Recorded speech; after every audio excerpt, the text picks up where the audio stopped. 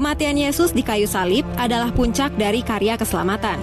Namun apakah Anda tahu peristiwa apa saja yang terjadi dalam 24 jam sebelum penyaliban itu terjadi? Dan rute mana saja yang ia jalani? Saksikan fakta Alkitabnya berikut ini.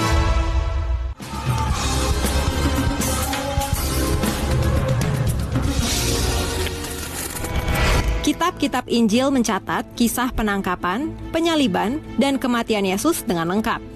Meskipun tiap Injil memiliki ciri khas sendiri dalam menggambarkan beberapa peristiwa tersebut, namun keempatnya secara harmonis menulis kronologi dari akhir hidup Yesus di muka bumi. Perjamuan terakhir. Perjamuan malam terakhir atau sering disingkat perjamuan terakhir atau perjamuan malam, peristiwa ini merupakan makan malam terakhir Yesus bersama ke-12 rasul sebelum ia disalibkan.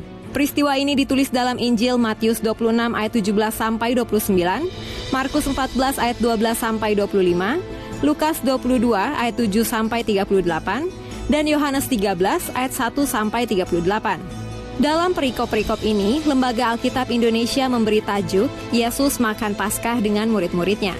Perjamuan malam terjadi pada tanggal 14 Nisan atau 14 Abib dalam kalender Yahudi yang merupakan perayaan Paskah atau Pesak sesuai peraturan hukum Taurat dalam Keluaran 12 ayat 18. Perhitungan hari orang Yahudi dimulai dari matahari terbenam.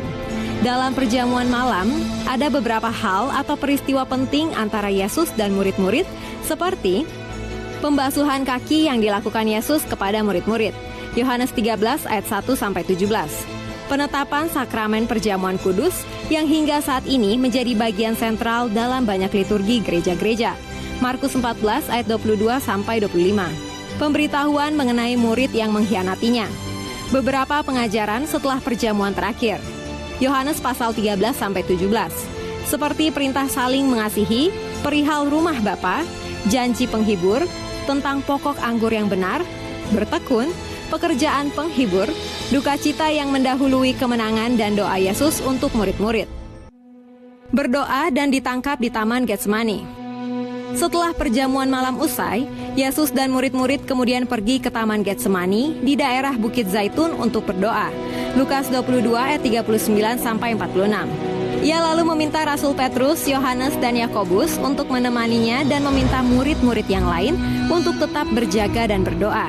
Di Taman Getsemani, Yesus berdoa hingga 3 kali. Matius 26 ayat 39, 42, dan 44. Dalam doanya, Yesus meminta supaya Bapa menghindarkan cawan murka yang berisi hukuman bagi dosa dunia yang akan ia tanggung. Perlu diingat bahwa Yesus adalah Allah dan juga manusia. Hal ini menunjukkan bahwa Yesus memiliki pergumulan yang luar biasa, sehingga Allah perlu menguatkannya dengan kehadiran malaikat. Namun saat itu Yesus mengungkapkan bagaimana ia tetap tunduk kepada kehendak Bapanya. Matius 26 ayat 37-38 menggambarkan bahwa Yesus mengalami kesedihan dan ketakutan yang hebat. Bahkan Lukas 22 ayat 44 mengatakan bahwa ia mencucurkan peluh seperti darah. Dr. Lukas selaku penulis Injil Lukas tidak berimajinasi dalam ayat ini, melainkan ingin menyatakan bahwa gejala ini bisa terjadi di dunia medis yang dikenal dengan istilah hematidrosis, yaitu kondisi yang sangat jarang terjadi, di mana seseorang dapat mengeluarkan keringat darah dalam kondisi tekanan batin yang hebat. Dapat disimpulkan bahwa Yesus sangat takut bukan pada kematian atau penderitaan fisik yang akan menimpanya, melainkan karena murka Allah atas dosa manusia yang akan ia tanggung. Setelah Yesus berdoa, maka datanglah Yudas, si pengkhianat, membawa sekumpulan orang dan menunjuk Yesus dengan ciumannya. Orang yang bersama-sama dengan Yudas kemudian menangkap Yesus. Yesus diadili. Kitab-kitab Injil menuliskan ada 2 proses pengadilan yang berbeda yang dialami Yesus saat ditangkap, yakni pengadilan Yahudi dan pengadilan Romawi. Menurut hukum Yahudi, Yesus dituduh melakukan pelanggaran agama karena mengaku sebagai anak Allah, yang berarti menyamakan dirinya dengan Allah, dan ini merupakan penghujatan yang harus dihukum mati. Tercatat bahwa ada 3 kali pengadilan berdasarkan hukum Yahudi yang dilalui Yesus, yaitu di hadapan Imam Besar Hanas, di hadapan Imam Besar Kayafas, dan di hadapan Mahkamah Agama Sanhedrin. Di bawah pemerintahan Romawi, pengadilan Yahudi tidak berhak menjatuhkan hukuman mati. Oleh sebab itu, mereka melimpahkan kasus ini kepada pengadilan Romawi supaya hukuman mati dapat dijalankan.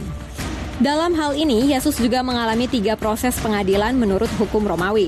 Pertama, Yesus dibawa ke hadapan gubernur Roma, Pilatus, di mana Yesus dituduh melakukan pelanggaran politik. Namun Pilatus tidak menemukan kesalahannya. Setelah mendapati bahwa Yesus berasal dari Galilea, Pilatus mengirimkan Yesus kepada Raja Herodes Antipas yang memerintah daerah Galilea.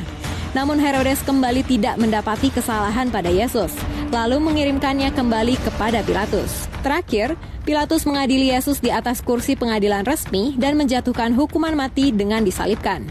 Dalam proses pengadilan, Yesus telah menerima banyak penyiksaan seperti dipukul, diludahi, diolok, pakaiannya ditanggalkan, dan kepalanya dimahkotai duri. Setelah dijatuhi hukuman mati, Yesus lalu dibawa ke Golgota untuk menjalani hukuman tersebut. Dalam perjalanannya, Yesus melewati Via Dolorosa. Nah, Jesiers, fakta Alkitab Via Dolorosa dapat kamu saksikan dengan mengklik tombol berikut. Disalib dan mati di Golgota. Golgota menjadi tujuan akhir perjalanan penyiksaan Yesus. Matius 27 ayat 33. Tempat ini berada sedikit di luar tembok kota Yerusalem, di bukit yang disebut tempat tengkorak. Para serdadu Romawi menggiring Yesus berjalan keluar dari benteng Antonia ke tempat penyalibannya. Dalam perjalanan, mereka berjumpa dengan Simon dari Kirene dan memaksa Simon untuk memikul salib Yesus pada bahunya. Sejumlah besar orang mengikuti Yesus dalam perjalanan ke Golgota, di antaranya banyak perempuan yang menangisi dan meratapinya. Kemudian Yesus disalib dengan dipaku kedua tangan dan kakinya.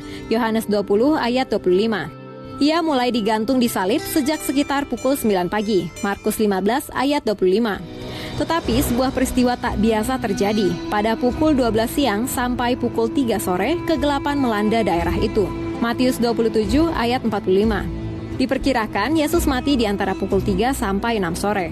Matius 27 ayat 50, Markus 15 ayat 37, Lukas 23 ayat 46, Yohanes 19 ayat 30. Pada saat kematian Yesus ini, kitab Matius juga menulis terjadinya sebuah gempa besar dan juga tabir bait suci terbelah 2. Demikian fakta Alkitab kali ini. Kalau Anda suka dengan video ini, silahkan di like, share, dan komen fakta Alkitab apa lagi yang ingin kalian ketahui. Pastikan juga kamu sudah subscribe dan mengaktifkan tombol lonceng untuk notifikasi video-video terbaru dari Jawaban Channel. Bagi Anda yang ingin memberkati orang lain, Anda bisa mewujudkannya dengan cara mendukung Jawaban untuk terus bisa memberitakan kabar baik di Indonesia dengan berdonasi melalui link ini atau hubungi kami melalui WhatsApp di 0818 0803 9229. Terus saksikan fakta Alkitab. God bless you.